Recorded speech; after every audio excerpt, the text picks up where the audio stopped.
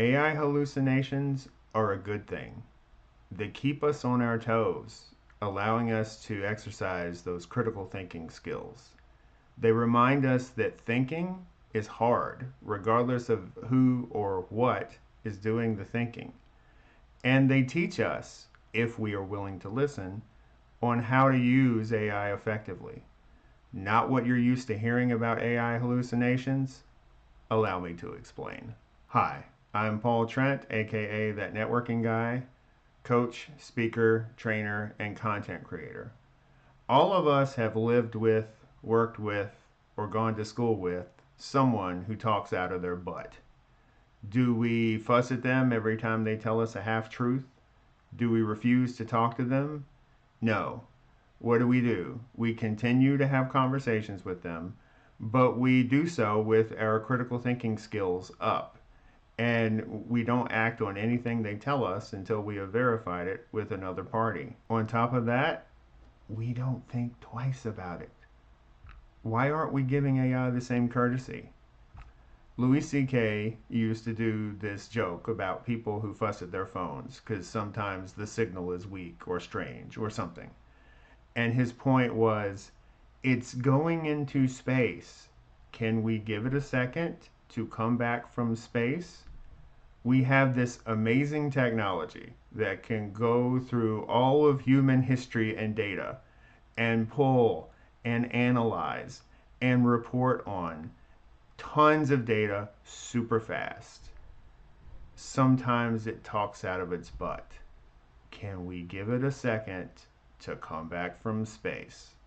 AI hallucinations give us three things that are very useful. The first is allowing us reps with our critical thinking skills. I'm an old, so forgive this analogy. However, back when we used to pay cash for stuff, if you bought two 𝗙𝗪𝗀𝗀𝗀𝗀 bars and the total was $1.76 and you give the cashier $2 and then they ring it up and the register pops out and they're about to give you your change and you go, hold on a second, let me give you a penny. And the idea being, give them a penny and now it's 201 for 176, so that's 25 cents, so you get a quarter back. A lot of times the cashier would freeze and not know what to do. Why? Because registers and calculators had made it so that we weren't getting those reps with our math skills, so they eroded. The same thing is going to happen if we keep pushing AI to be perfect, and then we won't get as many reps with those critical thinking skills, and then those critical thinking skills are going to erode. That leads to the second thing that AI hallucinations give us, and that's a reminder that thinking is hard, y'all, and it's exhausting. It doesn't matter if it's a machine or these little 6-pound pink miracles we have inside our heads. It takes a lot of energy, and that energy depletes, and it gets harder and harder sometimes. So, and here's another thing. Why have we all of a sudden decided that machines are infallible?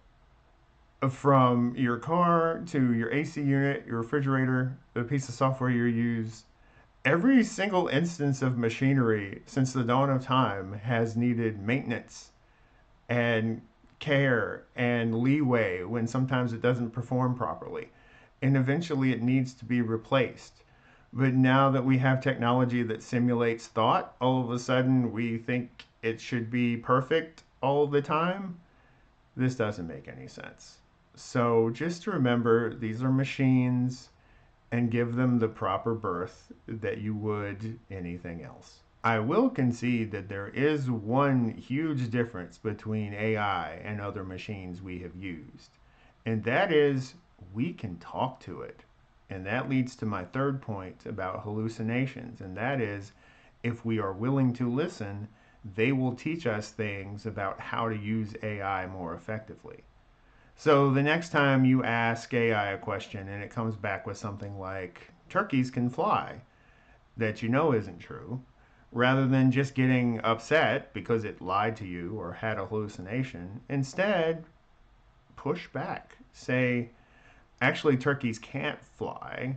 Why did you come up with that? Where did you get that data? How did you come up with that incorrect assertion? And what it tells you will start to give you a roadmap to the types of questions that might trigger hallucinations. And then you can guide it when you start to ask it things like, hey, make sure you don't get tripped up by so and so, because I've noticed in the past those types of things trip you up. I am not trying to make excuses for the imperfections in this amazing technology. I simply prefer to focus on the amazing technology part and less on the imperfections part. I'm equipped to handle these imperfections. We all are. So, this is what I do to get the most out of AI hallucinations.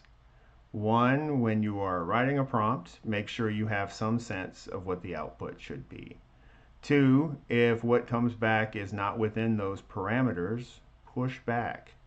And then three, take that extra step. Don't just say this is wrong and have it redo it. After it finally gives you what you were expecting, ask it, how did we get here? What led you to that initial first wrong answer? And learn from that and use that as a roadmap going forward.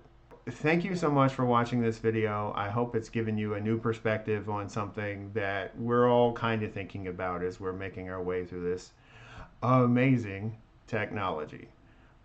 As always, if you enjoyed this video, please give it a like. Would love a subscription to my channel. That's really helping me turn this tiny channel into a less tiny channel. Anyway, as always, thank you so much, and we will talk again soon.